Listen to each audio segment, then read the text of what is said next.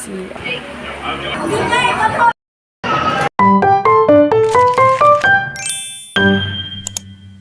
A day in my life as a stay-at-home mom and a hands-on mom na paulit-ulit na lang na a day in my life na hindi tayo pwedeng magreklamo dahil ina na tayo. Bago pa man magising yung Jonanax ko, nakapagkape at muni-muni na nga ako. Maaga kasi ako nagising pero nakalimutan ko mag-video. Actually, wala pa talaga sana sa bala ko kasi nagpe-free up pa ako ng space ng phone. Pero dahil carry naman, ayan, eto't magbablog na naman tayo. Nakahanda na nga yung mga sangkap ng lulutuin ko na pwede nyo ring gayahin kung gusto nyo. Dapat talaga, i-upload ko to separately pero gagawin ko pa rin naman, hindi ko yan i-delay. Pero sinama ko na rin dito sa a day in my life natin. Oh, ayan na, pati mga sangkap ha, baka wala ka pang maisip na ulam ngayon, Mamshi. Alam ko naman na pare-pares tayo ng problema kung ano bang uulamin bukas, sa susunod na araw at sa mga susunod pang araw. Kaya naisipan kong isama na rin tong pagluluto ko, budgetarian lang naman yan. And family of 3 lang naman kasi kami. After nga nyan is maliligo na rin agad kami kasi lagi ko nga sinasabi mabilis ang oras. Nakita ko nga ubos na yung silica gel dito kaya pinaltan ko na din. Ayan nga pala yung hanging dehumidifier ko. And syempre, kahit mabilis ang oras, meron pa rin dapat tayong oras para alagaan yung sarili natin. Lalo na't hindi na tayo bumabata at nagpo-promoting kasi ako ng mga product. After nga nyan, syempre magre-ready na rin ako para kumain. Hindi pwedeng masayang ang bawat oras at minuto. Kalkulado ko na kasi yung mga yan. And diretso larga na rin kami papuntang school. Yes, hinahatid ko pa rin siya. Iba na kasi ang panahon ngayon. Mabuti nang nag-iingat at grade 1 pa lang din naman. After nga nun, sumuwi na rin agad ako. Yes, malapit lang naman ang bahay namin pero kailangan mo pa rin sumakay. Init na init nga ako dyan pero Diyos ko magkakape pa din ako. Saglat lang din ako magmo-movie marathon dyan. After nyan mag-e-edit na din ako ng mga for posting ko. Yun ang ginagawa ko sa downtime ko. And yes, sundo na naman. O diba, sobrang productive ng araw. Dahil nag-request si Bossing, eto nag-Jollibee nga kami. Ang paborito ng anak ko, uy Jollibee baka naman. Bali, tinake out na lang namin yan kasi sa bahay na kami kakain. Kasi Kuya Gio hindi natiis. Bugs, hindi na ako nakapag-video guys sa sakayan. Sobrang hirap. At eto na nga at nakauwi na kami. Oh, pinilit kong i-video yung buong araw ko ha, pero hindi talaga kaya. 8 times kasi na ayoko na sa camera. So, vlog is life talaga. Yun lamang, sana napagod at nabusog din kayo.